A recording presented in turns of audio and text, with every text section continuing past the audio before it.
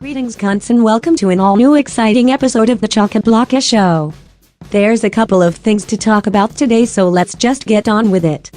The first thing to talk about is the great heat wave that just showed the fuck up over the past 2 days. If you watch my 10 actual reasons not to visit Australia video, you find that the number one reason not to come to Australia is the heat. For the past 2 days, the temperature has been above 30 Celsius, with Wednesday being above 40 Celsius. This is the kind of heat that actually fucks up metal railways and cause the outside world to feel like a fucking sauna, whilst offices without adequate aircon will end up as ovens cooking the workers inside until they are no longer functioning members of society. There's really nothing else worth saying about the heat other than fuck it's hot. Another thing to talk about are the Chinese New Year celebrations. As you may know by now, 2018 is the year of the dog as per the legend that forms the Chinese zodiac calendar. The legend speaks of a race to heaven run by a bunch of animals, 13 in total. The dog was the second last animal to reach heaven, followed by the pig. The 13th animal, being the cat, was a complete fuck-up who slept during the entire race and only woke up to find out he was too late and thus was never included in the cycle.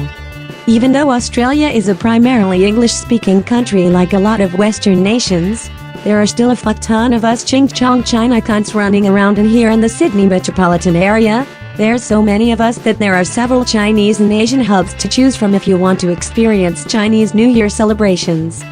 There's the actual Chinatown in the city, a dilapidated old wreck that looks more like a time capsule from the late 70s. Eastwood, that's full of elderly Chinese people, and Chatswood, Chinatown, if Chinatown actually decided to upgrade itself to the modern era.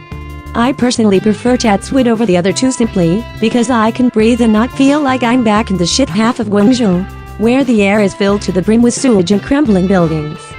Speaking of Chinese people, our final story is of a guy simply named Howard.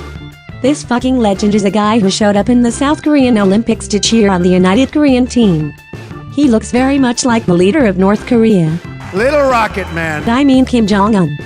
For some reason, he as a spectator was kicked out of a bunch of events, detained and later asked to leave, citing his face and supposedly thinking he would rile up the North Korean cheerleaders as the reason to remove him from the premises. This is where the story goes from funny to fucked up, because now we have a situation where just because this guy looks like that fuckhead dictator, he's not allowed to celebrate Olympic triumph in the stadium. Still though, at least the cunt has a great sense of humor by continuing to maintain character as Kim Jong-un. Anyway, that's where we'll leave the show for today. If you liked the show, hit the like button. If you're new to the channel, hit the subscribe button. Remember, the schedule is that every Mondays and Thursdays I record the show and upload it every Tuesdays and Fridays, so until Tuesday I'll catch you cunts later.